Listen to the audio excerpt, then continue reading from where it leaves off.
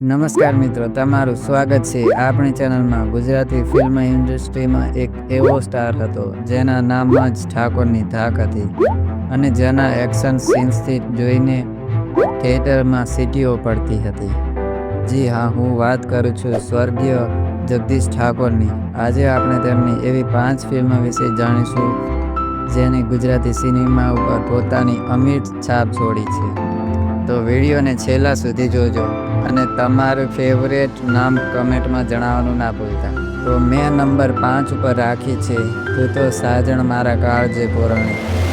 2010માં આવેલી આ ફિલ્મ જગદીશ ઠાકોર અને પ્રાંજલ ભટ્ટની જોડી ધૂમ મચાવી દીધી હતી. હિતુન કનોડિયા પણ એક મહત્વના રોલમાં હતા. આ એક એક્શન ડ્રામા ફિલ્મ છે જે દર્શકોના દિલ જીતી લીધા હતા. અને હવે મિત્રો આપણે 4 નંબર ઉપર રાખી છે ઠાકોર નંબર 1. આ ફિલ્મ તો જગદીશ ઠાકોરની ઓળખ બની ગઈ હતી. 2015માં રિલીઝ થયેલી આ ફિલ્મ તેમનો રોષ અને પ્રેમ બંને જોવા મળ્યા હતા. આજે પણ આ ફિલ્મ ગુજરાતી એક્શન મૂવીની યાદીમાં ઉપર રાખવામાં આવે છે. જી મિત્રો, નંબર 3 ઉપર રાખી છે મેં મૂવી. એનું નામ છે સાજન તને મારા સંગ. મોનાથીબા અને હિતુલ કનોડિયા સાથેની આ રોમાન્ટિક ડ્રામા ફિલ્મ હિટ સાબિત થઈ હતી. ફિલ્મનું ટાઇટલ સોંગ આજે પણ ઘણા લોકો લોકપ્રિય છે. જો તમે ભાવનાત્મક અને પારિવારિક ડ્રામા ચાહતા હો તો આ ફિલ્મ જરૂર જોવી. અને મિત્રો, નંબર 2 ઉપર આવે છે દેશ પરદેશ.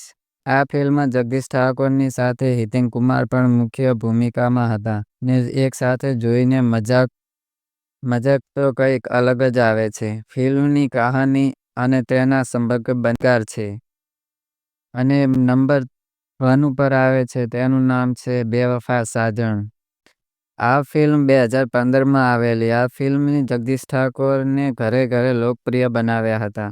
મમતા સોની સાથે તેમની કેમિસ્ટ્રી અને વફાદારી આ કહાની દર્શકોને ખૂબ જ ગમી હતી અને આ ફિલ્મ બોક્સ ઓફિસ ઉપર સુપર હિટ સાબિત થઈ હતી.